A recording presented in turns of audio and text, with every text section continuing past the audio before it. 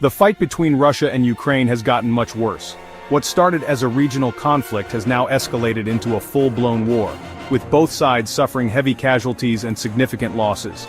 A very important Russian general was killed by a bomb in the middle of Moscow. This shocking event has sent ripples through the entire nation, raising questions about security and the reach of the conflict. This attack changes things in a big way. The general's death is not just a military loss but a symbolic blow to Russian authority and morale. It's a direct hit on Russia, something that could have very serious results. The Kremlin is now on high alert, and the government is likely to respond with increased military action. The bombing has shocked everyone. Citizens are in disbelief and the atmosphere in Moscow is tense, with people fearing what might come next. It shows how far both sides are willing to go. The lengths to which they will go to gain an upper hand in this conflict are unprecedented. The tension between Russia and Ukraine has been building for years. Diplomatic efforts have repeatedly failed, and now the situation has reached a boiling point. Now, it's exploded into a very dangerous new phase. The violence is no longer contained to the front lines, it has spread to major cities and civilian areas. This attack has ended any hope of peace. The fragile negotiations that were in place have completely broken down, leaving both sides preparing for further escalation. It has brought the war right to the doorsteps of people in Russia. Families are now living in fear, and the sense of security that once existed is gone. The world is watching, waiting to see what Russia will do. Global leaders are closely monitoring the situation, as the implications of this attack could have far-reaching consequences. The bombing happened early in the morning on December 17, 2024, just as the city was waking up. The streets were still relatively quiet, with only a few people starting their day. The target was Lieutenant General Igor Kirillov, a high-ranking and influential figure in the Russian military.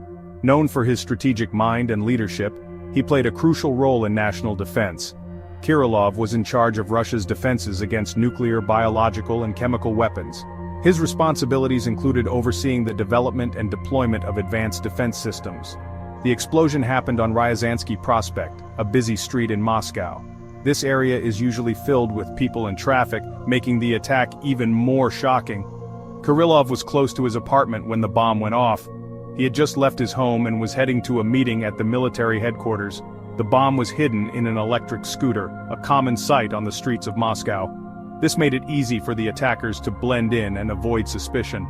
Someone set it off remotely as Kirillov and his assistant walked by. The timing was precise, indicating careful planning and execution by the perpetrators. The explosion killed both Kirillov and his assistant right away. The force of the blast was so powerful that it left a large crater in the street. The explosion caused a lot of damage to the area. Buildings were shattered, cars were destroyed, and the street was littered with debris. 2 body bags lay in the debris, a sad reminder of the deadly attack. The forensic team worked tirelessly to gather evidence and piece together what had happened.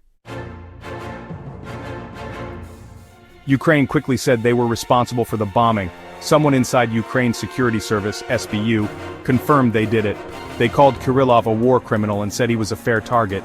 The SBU says Kirillov did terrible things. They say he ordered attacks with chemical weapons against Ukrainian soldiers. These attacks, they say, killed and hurt many people and broke international law. The SBU's statement was very serious and direct. They said that punishment for war crimes will always happen. This strong statement shows how tense things are. It sends a clear message. Ukraine will try to get justice for the terrible things they say happened. Section 4. Lieutenant General Igor Kirillov, the man behind the chemical attacks.